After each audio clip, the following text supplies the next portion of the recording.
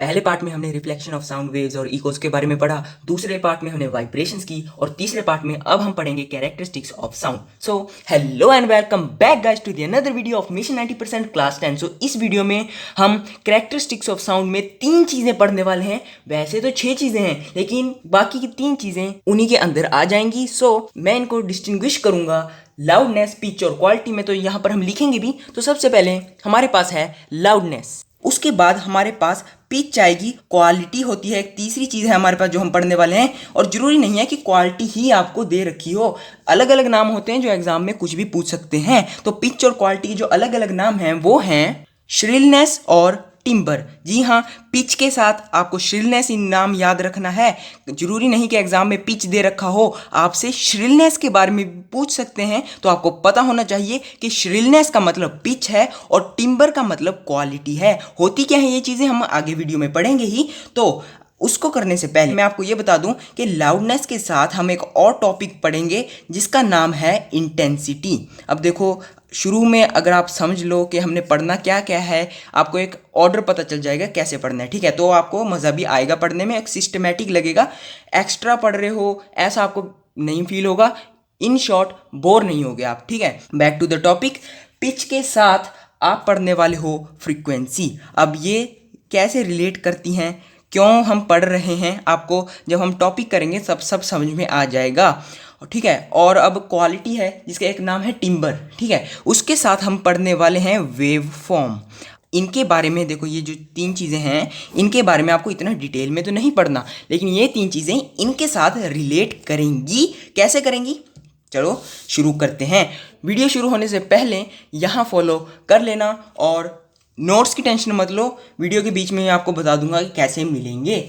Loudness, pitch या quality, तीनों की डेफिनेशन में एक ट्रिक है जो मैं आपको बताऊंगा, ठीक है। तो देखो, लाउडनेस की जो डेफिनेशन है वो है it is a characteristics bye virtue of which a loud sound can be differentiated या फिर कहीं डिस्टिंग्विश्ड फ्रॉम अ फेंट one, both having same pitch and quality. अब यहाँ पर आपको फोकस क्या करना है, फोकस आपको करना है सिर्फ इस लाइन पर, loud sound can be differentiated from a फेंट वन, ठीक है। बाकी सब तो आपको सेम ही लगेगा। कैसे, 3 चीज़ें हैं हमारे पास मेन, जिसमें से पहली है हमारे पास लाउडनेस, दूसरी है पिच और तीसरी है क्वालिटी, ठीक है।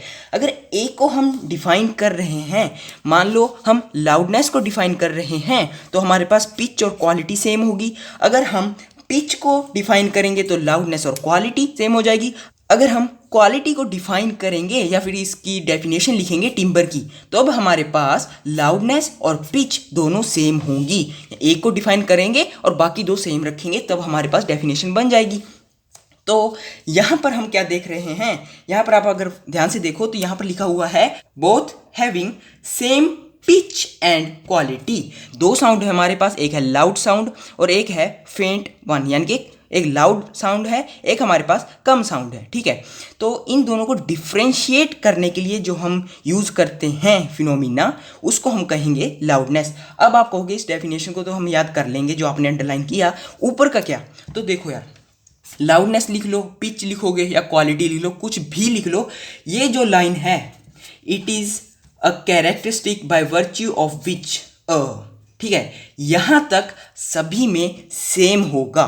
तो ये आपको वर्ड याद रखने होंगे कि it is a characteristic by virtue of विच। अब मैं बार बार नहीं बोलने वाला, ठीक है। आगे हम जब पिच की लिखेंगे डेफिनेशन, तो मैं आपको डेफिनेशन नहीं, जो ये मेन लाइन होती है loud sound can be differentiated from फेंट वन, ये बोलूँगा। बाकी ऊपर और नीचे सेम होने वाला है। अगर आपको ये चीज़ पता चल चुकी है, तब हम आराम से आगे फर्दर प्रोसीड कर सकते हैं। अब डी एफ यहाँ पर लिखा है, इसको आपको पूरा लिखना है। यहाँ पर आप डिफ्रेंशिएटेड भी लिख सकते हो या फिर डिस्टिंग्विश्ड भी लिख सकते हो। लाउडनेस, पिच, क्वालिटी, 3 चीज़ें हम तीनों पढ़ रहे हैं। तीनों के हम फैक्टर अफेक्टिंग जरूर पढ़ेंगे कि इन चीज़ों को कौन कौन से फैक्टर्स हैं जो वो इफेक्ट करते हैं। उनसे आपको एक आइडिया मिल जाएगा और सारा आप आराम से कंप्लीट भी कर सकते हो यार, ठीक है। अब देखो, ये तो लाउडनेस की डेफिनेशन होगी। फिर इंटेंसिटी वगैरह नोट है जो एग्ज़ाम में आएगा, वो हम पढ़ेंगे ही। उसके बाद कुछ रिलेशन है वगैरह, बहुत कुछ पढ़ेंगे। बहुत सारा सामान है हमारे पास आज। तो आराम से मैं इसलिए पढ़ा रहा हूँ क्योंकि पिच और क्वालिटी में आपको इतना टाइम नहीं लगने वाला, 5-5 मिनट के टॉपिक्स हैं। लाउडनेस को अगर अच्छे से समझ लोगे, ठीक है, तो लाउडनेस को यार अच्छे से समझना बहुत जरूरी है। उसके बाद पिच और क्वालिटी आपके लिए कुछ भी नहीं होने वाले। अभी तक डेफिनेशन आपको अच्छे से समझ में आ चुकी है। यहीं से हम आगे प्रोसीड करेंगे फैक्टर्स फैक्टिंग के ऊपर। तो फैक्टर फैक्टिंग में हम टोटल पढ़ने वाले हैं 1 2 3 4 5 फैक्टर्स। अब ये 5 फैक्टर्स के चलो मैं अभी जल्दी से नाम लिख देता हूं, आ चुके हैं आपकी स्क्रीन के ऊपर। फर्स्ट है हमारे पास एम्पलीट्यूड, फिर है डिस्टेंस, फिर है surface area, density, resonant bodies. अब ये करते कैसे हैं हमें वो पता होना चाहिए। अब देखो एग्जाम में आपको इनसे रिलेटेड न्यूमेरिकल तो नहीं पूछने वाला, ये आपको भी पता है, लेकिन इनसे रिलेटेड आपको 1-2 नंबर के क्वेश्चन पूछ सकता है कि ये कैसे अफेक्ट करते हैं। अब जैसे हम कह सकते हैं एम्पलीट्यूड के ले लो सबसे पहले। अगर मैं कहूँ कि लाउडनेस और एम्पलीट्यूड में क्या रिलेशन है, आप कहोगे कि loudness is proportional to the square of amplitude. अब देखो डायरेक्टली प्रोपोर्शनल की बात हो रही है तो मैं ये सिंबल यूज कर रहा हूँ। थोड़ा जूम कर देता हूँ यहाँ पर तो आपको अच्छे से समझ में आ जाएगा। एम्पलीट्यूड है और ये डायरेक्टली के लिए यूज कर रहा हूँ सिंबल। अगर मैं इन्वर्सली प्रोपोर्शनल कहना चाहता हूँ तो वो उसके लिए मैं ये सिंबल यूज करूँगा, ये याद रखना 1/, में मतलब कि, लेकिन आपको ये पूरा यूज़ करना होगा यार, मुझे इसकी आदत पड़ी हुई है इसलिए कह रहा हूँ। इसका मतलब है इन्वर्सली प्रोपोर्शनल। अगर डायरेक्ट ये सिंबल यूज़ कर रहा हूँ तो इसका मतलब है डायरेक्टली प्रोपोर्शनल। ठीक है, तो देखो एम्पलीट्यूड है स्क्वायर में, यानी कि जो लाउडनेस है हमारी वो स्क्वायर ऑफ एम्पलीट्यूड के डायरेक्टली प्रोपोर्शनल है। इस तरह से डिपेंड करता है। अब एग्जाम में क्वेश्चन कैसे पूछ सकते हैं वो सुनो। हमें क्वेश्चन आ सकता है कि लाउडनेस डबल हो जाए तब हमारे पास एम्पलीट्यूड कितने टाइम्स बढ़ेगा या कम होगा। आप कहोगे कि अगर लाउडनेस ट्वाइस बढ़ चुकी है, 2 टाइम्स बढ़ चुकी है, तो एम्पलीट्यूड क्या होगा, स्क्वायर में हो रहा है तो एम्पलीट्यूड 4 टाइम्स और ज़्यादा बढ़ जाएगा। ठीक है, इसी तरह से अगर लाउडनेस 2 टाइम्स कम हो रही है, चलो इस बार 3 टाइम्स लगा लो, तो लाउडनेस 3 टाइम्स कम हो रही है तो 3 का स्क्वायर कर देना 9 आ जाएगा, तो एम्पलीट्यूड 9 टाइम्स कम हो जाएगा। 1 2 3 4 5 6 7 8 9। ठीक है, अब आपको करना क्या है, एम्पलीट्यूड का समझ में आ चुका है। डिस्टेंस का देख लो, ज़्यादा इनसे क्वेश्चन नहीं पूछेंगे, बस ऐसे ही क्वेश्चन बन सकते हैं। अब देखो डिस्टेंस, अब ये जो डिस्टेंस है ये लाउडनेस के इन्वर्सली प्रोपोर्शनल है इस तरह से। अब आप खुद सोचो, लाउडनेस है, आपको मेरी आवाज़ इस समय फ़ोन में बहुत ज़्यादा सुन रही होगी, या अगर आपने फुल कर रखी है वॉल्यूम। अब फ़ोन को दूर रख दो या फिर फ़ोन को वहीं पर रखकर आप दूर बैठ जाओ एक कमरे के एक कोने में, तो आपको कम आवाज़ आएगी। वही है, डिस्टेंस आपने इंक्रीज कर दिया तो लाउडनेस कम हो गई। वही यहाँ पर लिखा हुआ है कि loudness is inversely proportional to the distance from source. अब आप इसको कैसे लिख सकते हो, क्या ये डिस्टेंस ऐसे ही होगा, नहीं, ये भी स्क्वायर ऑफ डिस्टेंस में होगा। आप इसको लिखोगे इट वेरीज, या फिर कहें loudness varies inversely as square of the distance from source. दोनों में स्क्वायर की बात हो रही है, तो आप ऐसे कर सकते हो कि अगर मैं डिस्टेंस 9 टाइम्स बढ़ा दूँ, डिस्टेंस मैंने 9 टाइम्स बढ़ा दिया और ज़्यादा कर दिया, तो लाउडनेस है जो हमारी वो 3 टाइम्स कम हो जाएगी। अगर 9 टाइम्स मैंने डिस्टेंस को बढ़ाया तो लाउडनेस 3 टाइम्स कम हो जाएगी। आई होप आप समझ रहे होगे। इन्वर्सली का केस है इसलिए थोड़ा मुश्किल हो सकता है समझना, लेकिन आई एम ट्राइंग कि आपको अच्छे समझ में आ जाए। यहाँ से आपको बस ये 2 चीज़ें याद रखनी है, बाकी आपका सब सॉर्टेड हो जाएगा। बस यहाँ पर आप डायरेक्ट यूज़ कर सकते हो, बाकी ये तीनों आसान है इसलिए मैं यहाँ पर इतना टाइम वेस्ट नहीं करूँगा उन तीनों में। ठीक है, पहले 2 समझने बहुत ज़रूरी हैं क्योंकि यही एग्ज़ाम में आमतौर पर आपसे पूछे जाएंगे। ठीक है, अब मैं अगर आपसे पूछूं कि लाउडनेस है हमारी 4 टाइम्स बढ़ चुकी है, लाउडनेस 4 टाइम्स बढ़ चुकी है, आप मुझे एम्पलीट्यूड और डिस्टेंस पे बताओ क्या इफेक्ट आएगा। लाउडनेस 4 टाइम्स बढ़ी है तो एम्पलीट्यूड हमारा 16 टाइम्स बढ़ेगा, डायरेक्टली प्रोपोर्शनल है। ठीक है, 16 टाइम्स हमारा एम्पलीट्यूड बढ़ेगा और इन्वर्सली प्रोपोर्शनल है डिस्टेंस के, तो स्क्वायर में तो है ही, तो यहाँ पर 2 टाइम्स है जो हमारा डिस्टेंस क्या होगा, बढ़ेगा, कम होगा। इन्वर्सली प्रोपोर्शनल है, क्यों, लाउडनेस बढ़ी है। आप खुद सोचो, यहाँ पे मान लो आपका फ़ोन है, यहाँ पर ही आपका फ़ोन पड़ा है, मान लो यहाँ पर आप खड़े हो, आपको ये आवाज़ 4 टाइम्स ज़्यादा सुनने लग गई तो डिस्टेंस तो कम ही हुआ ना, समझ रहे हो। तो आप समझ चुके होगे यार, बहुत आसान है, प्रैक्टिकल एग्जाम्पल दिया मैंने आपको फ़ोन से ही रिलेटेड जो आप अभी भी टेस्ट कर सकते हो। एम्पलीट्यूड और डिस्टेंस होने के बाद अगर हम बात करें सरफेस एरिया ऑफ बॉडी, इस पर क्या है, ये यार इट इज़ प्रोपोर्शनल है, ये तो डायरेक्टली प्रोपोर्शनल होगा लाउडनेस के, जितनी ज़्यादा लाउडनेस उतना ज़्यादा सरफेस एरिया। बस डेंसिटी की बात कर लेते हैं, ये भी प्रोपोर्शनल ही है लाउडनेस के कि इट इज़ प्रोपोर्शनल, या फिर मैं यहाँ पर लाउडनेस की बात कर रहा हूँ, loudness is proportional to the density of the medium. Medium की डेंसिटी क्या है उस पर हमारी लाउडनेस डिपेंड करेगी, प्रोपोर्शनल है। और सरफेस एरिया, बॉडी का सरफेस एरिया भी लाउडनेस पर प्रोपोर्शनल ही डिपेंड करेगा।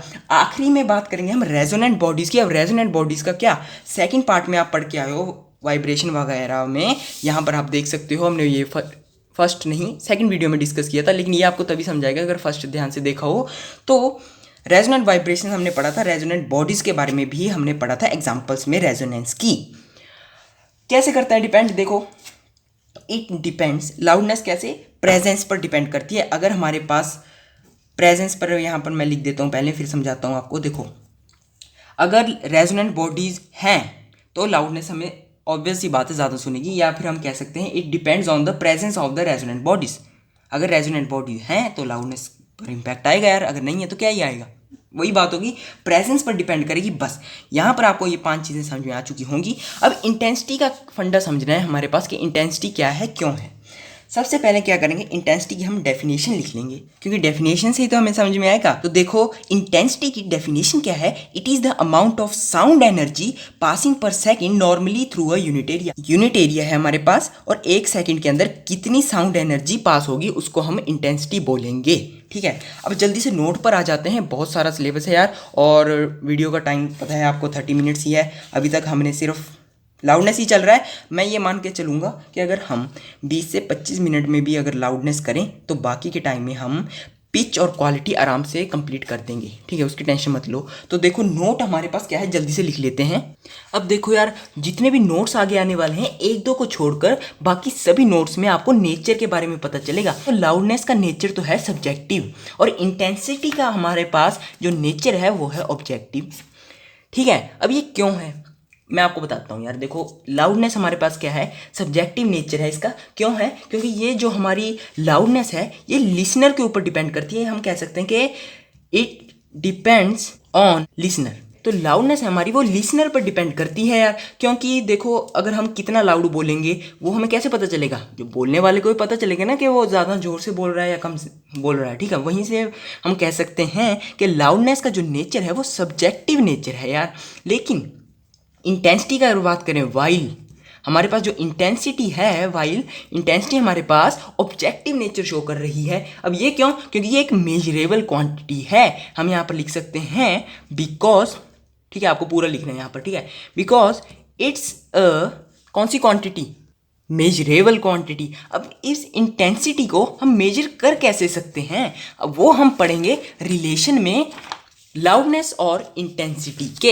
अब जल्दी से इस टॉपिक को भी शुरू कर लेते हैं। आपको उस नोट में क्या समझना था, आपको बस ये समझना था कि जो हमारी लाउडनेस का नेचर है वो सब्जेक्टिव है। क्यों है आपको बता दिया, because it depends on the listener. और जो हमारी इंटेंसिटी है इसका जो नेचर है वो है objective, because it's a measurable quantity. अब एग्जाम में डायरेक्ट पूछ सकता है कि लाउडनेस का नेचर कैसा है, क्यों है, इंटेंसिटी का नेचर कैसा है, क्यों है, आपको पता चल चुका है। अब इसी तरह से पिच और क्वालिटी का भी करेंगे, इसी तरह से करवाऊंगा। वो भी एग्जाम में बहुत ज़्यादा इंपॉर्टेंट बन जाते हैं इन्हीं वजह से, क्योंकि वो पूछते हैं एग्जाम में अक्सर। Relation between loudness and intensity. अब देखो इंटेंसिटी को हम आई से रिप्रेजेंट करेंगे, लाउडनेस को एल से। सबसे पहले मैं आपको रिलेशन बता देता हूँ, फिर आपको आगे की बातें बताएंगे यार। देखो एक फैक्ट बताता हूँ सबसे पहले, नॉइस पोल्यूशन का आपको पता है क्या होता है, नॉइस पोल्यूशन। ठीक है, नॉइस पोल्यूशन नाम की एक चीज़ होती है हमारे पास। वो कब होती है, देखो साउंड को हम डेसिबल्स में काउंट करते हैं, ये तो आपको 9th से पता है। ये मैं आपको अलग से भी लिखवाऊंगा, बस इतना सोच लो कि अगर हमारी साउंड 120 से ज़्यादा है, अबव 120 डेसिबल, तब वो हमारे पास नॉइस पोल्यूशन के अंडर आएगी। इतना सा टॉपिक समझ लो बस। ठीक है मेरे भाई, अगर आपको इतना टॉपिक समझ में आ गया तो हम रिलेशन लिखेंगे, और कुछ 3 पॉइंट्स लिखूंगा, 4 बहुत होगा, फिर पिच शुरू कर देंगे जल्दी से। देखो क्या है हमारे पास, एल जो लाउडनेस है हमारे पास वो किसके इक्वल होगी, के हमारे पास कांस्टेंट है, बताऊंगा आगे सब कुछ। ठीक है, log 10i। अब आप कहोगे ये क्या लिख दिया, देखो इससे रिलेटेड न्यूमेरिकल तो नहीं आने वाला, ठीक है पहले ही बता दूं, इसलिए इसकी डेप्थ में जाने का कोई फायदा नहीं है। तो देखो L इक्वल्स टू के log 10i। अब ये हमारे पास रिलेशन है। अब इससे रिलेटेड कुछ क्वेश्चंस आएंगे, वो मैं आपको बता देता हूँ क्या आएंगे या फिर क्या आ सकते हैं। क्योंकि जरूर नहीं इस टॉपिक में से ही क्वेश्चन आए, लेकिन रिलेशन आपको पता होना चाहिए, 1-2 नंबर का आ सकता है बस, ठीक है। अब देखो सबसे पहले तो यूनिट पूछ सकता है लाउडनेस की, जो इंपॉर्टेंट है भी यार, ठीक है, ये आपको पता है। यूनिट पूछ सकता है लाउडनेस की, तो लाउडनेस की यूनिट मैंने आपको अभी अभी बताई थी, क्या है हमारे पास, डेसिबल है, लेकिन गलत हो आप, क्यों, यूनिट लाउडनेस की हमारे पास फोन होती है। अब क्या डेसिबल गलत हो जाएगी, नहीं होगी बिल्कुल भी, क्यों, देखो अगर तो आपसे लाउडनेस की यूनिट पूछे तब तो है फोन, ये आपको याद करना पड़ेगा।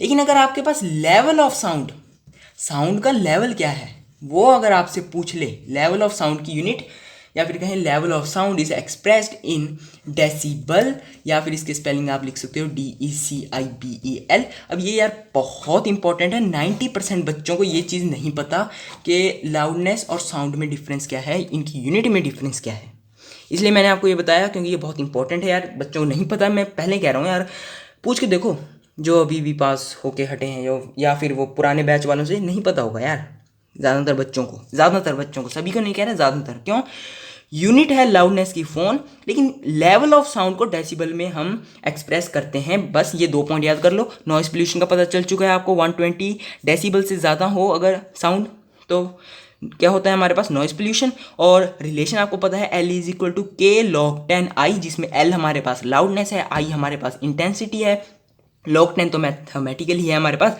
K हमारे पास कांस्टेंट है। अब यूनिट हमने बात कर ली लाउडनेस की, इंटेंसिटी की भी तो यूनिट होगी कोई। अब यूनिट है इंटेंसिटी की, जी बिल्कुल है, क्या है हमारे पास इंटेंसिटी की यूनिट, इंटेंसिटी की यूनिट है वॉट पर मीटर स्क्वायर, जिसको मैं लिख सकता हूँ वॉट पर मीटर स्क्वायर WM-2, ऐसे भी मैं लिख सकता हूँ यार, ठीक है।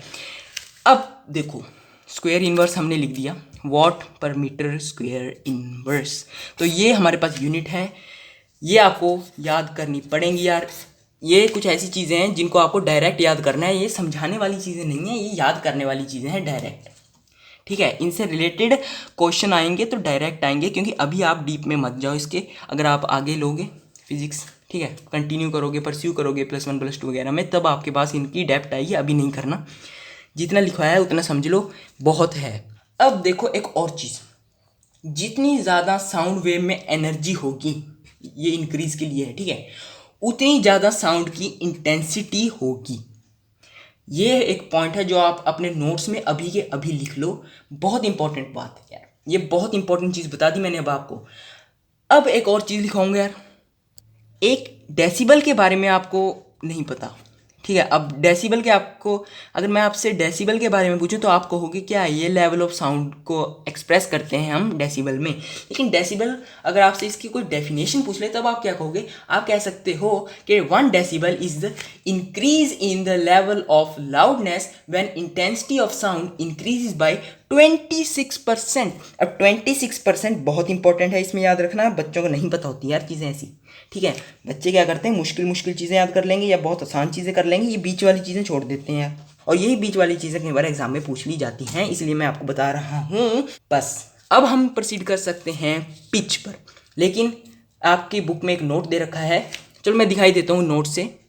ये आपको एग्जाम में कैसे पूछ सकता है, रीजनिंग टाइप में आ सकते हैं कि the limit of audibility refers to the frequency range of sound which a human can hear while the limit of hearing is the lowest level of loudness. Audibility क्या है, हम कितना ज़्यादा सुन सकते हैं उसको हम कहेंगे ऑडिबिलिटी, कि बंदा जो हमारे सामने बोल रहा है वो ऑडिबल है या नहीं, तो वो है कि मैक्सिमम कह लो या फिर फ्रीक्वेंसी, इस फ्रीक्वेंसी रेंज के बीच में। लेकिन जो लिमिट ऑफ हियरिंग है, हमें कितना सुनाई दे सकता है, कम से कम कितना सुन सकते हैं, लोएस्ट लेवल ऑफ लाउडनेस जो कि 0 डेसिबल के ही आसपास होता है। इतना करने के बाद हम आगे शिफ्ट होंगे पिच के ऊपर। पिच की मैं डेफिनेशन देखो, बाकी तो सब सेम है कि it is that characteristic of sound bye virtue of which and. अब यहाँ से क्या कह सकते हो आप, किस चीज़ को डिफ्रेंशिएट करोगे, एक तो होती है हमारे पास एक्यूट नोट कह लो या फिर साउंड कह लो, ठीक है, एक्यूट नोट, और एक हमारे पास होता है ग्रेव नोट। अब आप कहोगे ये दो चीज़ें क्या आ गई, देखो मैं बताता हूँ, बहुत आसान है। एक्यूट का मतलब तो होता है श्रिल, कितनी पतली आवाज़ है, और ग्रेव का मतलब कितनी फ्लैट साउंड है या फिर मोटी साउंड है। देखो श्रिल और फ्लैट में आपको डिफरेंस पता चल चुका है। इन दोनों को अगर कोई चीज़ डिफ्रेंशिएट कर सकती है, कौन सी साउंड की कैरेक्टरिस्टिक इन दोनों को डिफ्रेंशिएट कर सकती है, वो है पिच। बाय कीपिंग क्या चीज़ सेम रखनी है, लाउडनेस सेम रखनी है, बस इसमें सिर्फ लाउडनेस सेम रखनी है। क्यों रखनी है बताता हूँ आगे। अब देखो इसकी डेफिनेशन क्या लिखोगे, स्क्रीन के ऊपर देखना। It is that characteristic of sound by which an acute or shrill note can be distinguished from a grave or flat note of a same loudness. I hope आपको ये भी समझ में आ गया होगा। दो तरह की मैंने आपको नोट बताए, दो तरह के नोट बताए, एक एक्यूट और एक ग्रेव। एक्यूट और ग्रेव इन दोनों को डिफ्रेंशिएट करने के लिए जो कैरेक्टरिस्टिक यूज होती है वो है पिच। लाउडनेस की क्या थी, लाउडनेस की याद है आपको? अगर भूल गए तो बता देता हूँ। एक लाउड साउंड को एक फेंट साउंड से डिफ्रेंशिएट करता है लाउडनेस, लेकिन एक एक्यूट नोट को ग्रेव नोट से डिफ्रेंशिएट करती है पिच। इतना करने के बाद वही एक इंपॉर्टेंट चीज़ है यार, एक इंपॉर्टेंट चीज़ है पूरे बुक में, क्या? Factor affecting. तीनों चीज़ों के, चाहे आप लाउडनेस कह लो, पिच कह लो, क्वालिटी कह लो, फैक्टर्स अफेक्टिंग आपको पता होने चाहिए। लेकिन ये उसी के 5 थे, इसके कम है। पिच के बहुत कम है। आप कहोगे कितने कम है? बस एक है पिच का, पिच का सिर्फ एक है। इसका आंसर है फ्रीक्वेंसी। अब आप कहोगे कैसे? तो देखो स्क्रीन के ऊपर, two notes sounded on same instrument with same amplitude will differ in pitch when their vibrations are of different frequency. अब आप कहोगे इसका मतलब क्या है वो बताओ। तो देखो हम ग्राफ से समझेंगे। दो ग्राफ है हमारे पास, डिस्प्लेसमेंट टाइम ग्राफ है दोनों। तो मैं अगर आपसे कहूँ कि यहाँ पर तो 0 है हमारे पास, ये दो ग्राफ हैं, ठीक है, यहाँ से कर लेना डिफ्रेंशिएट, एक ही में नहीं बनानी। यहाँ हमारे पास -a है, यहाँ पर a है हमारे पास, ठीक है। और यहाँ पर भी हम एक a बना लेते हैं, एक -a बना लेते हैं। यहाँ से ये डिफ्रेंशिएट हो रहे हैं। आई होप आपको समझ में आ रहा होगा। अलग कर लेते हैं चलो। अगर अब आपको क्या करना है, ये इतना आपका लेवल है, ठीक है। इसके अंदर आपको क्या बनानी है, एक वाइब्रेशन बनानी है, लेकिन उसकी पिच है जो वो कम ज़्यादा होनी चाहिए। तो कैसे होगी? अगर आपको लो पिच बनानी है डिस्प्लेसमेंट टाइम ग्राफ की, तो आप क्या कहोगे, कुछ इस तरह से बना दोगे। ये तो है लो पिच के लिए, ठीक है। लेकिन अगर आपको हाई पिच बनानी है तो वो कैसे होगी? इस तरह से होगी। नंबर ऑफ वाइब्रेशन ज़्यादा हो गई तो पिच भी हाई हो जाएगी। अब आप यहाँ डायरेक्ट लिख सकते हो, ग्राफ पूछ सकते हैं एग्जाम में, तो बताओ कौन सा किसका ग्राफ है। तो ये है हमारे पास हाई पिच का, यहाँ पर लिख भी देता हूँ मैं, हाई पिच। और ये है ऊपरला हमारे पास लो पिच का, लो पिच का ग्राफ ये रहा। तो इस तरह से आपके क्वेश्चन पूछ सकता है। तो अब हमारे पास पिच का काफ़ी हद तक कंप्लीट हो चुका है। सिर्फ एक नोट बचा है, बहुत ज़्यादा इंपॉर्टेंट नोट है ये, आम नोट नहीं होने वाला, बहुत इंपॉर्टेंट होगा। हमने पिच और फ्रीक्वेंसी की बात की थी, इनके नेचर के बारे में पढ़ना था। अगर मैं आपसे कहूँ कि जो पिच है वो सब्जेक्टिव नेचर है हमारे पास पिच का, ठीक है, सब्जेक्टिव नेचर है। यहाँ पर हम नेचर की बात कर रहे हैं। और जो फ्रीक्वेंसी है इसका एक ऑब्जेक्टिव नेचर है हमारे पास। अब अगर आपसे इसका रीज़न पूछा जाए तो आप क्या कहोगे? पहले हमने पढ़ा था क्या रीज़न था, वही इसके रीज़न होंगे। पिच का सब्जेक्टिव नेचर होता है हमारा, जी बिल्कुल होता है, क्योंकि ये लिसनर पर डिपेंड करती है हमारे पास। कौन कितनी पतली आवाज़ से बोल रहा है, कौन कितनी मोटी, लिसनर पर ही तो डिपेंड कर रही है। लेकिन उसकी जो फ्रीक्वेंसी है वो एक मेजरेबल क्वांटिटी है। फ्रीक्वेंसी को हम मेजर कर सकते हैं, आपने पहले पढ़ा है पिछले चैप्टर्स में भी। तो ये इसका एक ऑब्जेक्टिव नेचर है। सब्जेक्टिव नेचर अगर किसी का भी आए तो वो लिसनर पर डिपेंड करता है, ये रीजन लिख देना। और ऑब्जेक्टिव नेचर का अगर आपसे पूछ ले, मेजरेबल क्वांटिटी को हम ऑब्जेक्टिव नेचर शो करेंगे, ऐसा बोल सकते हैं। अब देखो आपके पास पिच भी कंप्लीट हो चुकी है। देखो मैंने कहा था पिच और क्वालिटी में इतना टाइम नहीं लगने वाला। क्वालिटी है, या इसको टिम्बर भी कह सकते हैं हम, यहाँ पर लिख लेते हैं कि क्वालिटी को हम टिम्बर भी बोलते हैं, टिम्बरे, टिम्बर, कुछ भी कह लो।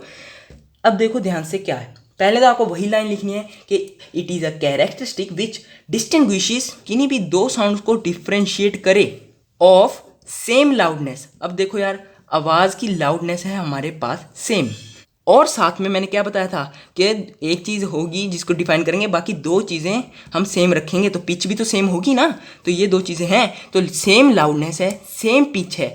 फिर भी अगर हम दो साउंड को कैसे डिफ्रेंशिएट कर सकते हैं, उसकी क्वालिटी से। या फिर हम कहें कि हम दो इंस्ट्रूमेंट ले लिए, अगर हम दो इंस्ट्रूमेंट्स ले लें, एक हमारे पास गिटार है, एक हमारे पास पियानो है, लगा लो, ठीक है, एक गिटार और एक पियानो, दोनों की सेम लाउडनेस है, सेम पिच है, फिर भी आप उसको डिफ्रेंशिएट कैसे करोगे? उसकी क्वालिटी से। गिटार की अलग क्वालिटी होगी हमारे पास, पियानो की अलग क्वालिटी होगी, ठीक है। तो इस तरह से आप इनको डिफ्रेंशिएट कर सकते हो। कैसे कर सकते हो? क्योंकि इनकी वेव फॉर्म है, जो ग्राफ बनाया था ये, तो जो इसकी वेव फॉर्म है वो डिफरेंट हो सकती है। वेव फॉर्म अगर हमारे पास चेंज आ जाए, इसमें चेंज इन वेव फॉर्म, तब हम बता सकते हैं कि इसकी क्वालिटी में भी फ़र्क है। अब इसी तरह से सेम लाउडनेस है, सेम पिच है, दो अलग इंस्ट्रूमेंट्स हैं हमारे पास, तो उन दोनों की साउंड को हम कैसे डिफ्रेंशिएट करेंगे? क्वालिटी या फिर टिम्बर से। क्यों? क्योंकि उनकी चेंज इन वेव फॉर्म हमें देखने को मिलेगा, उनकी वेव फॉर्म होगी उसमें चेंज देखने को मिलेगा। बस फैक्टर्स पर हम बात कर लेते हैं, कौन कौन से फैक्टर्स को अफेक्ट करते हैं। लाउडनेस के थे 5, फ्रिक्वेंसी का था पिच का था 1, और क्वालिटी का भी एक ही होगा, इसलिए इसमें इतना टाइम नहीं लगेगा, वो है वेव फॉर्म। अब देखो, जो साउंड है गिटार की लगा लो, वो सबको पसंद नहीं आती। अगर मैं आपसे एक गिटारिस्ट के पॉइंट ऑफ व्यू से पूछूं, अगर आप एक गिटार बजाने वाले हो, तब ऑब्वियस बात है आपको गिटार की आवाज़ अच्छी लगेगी।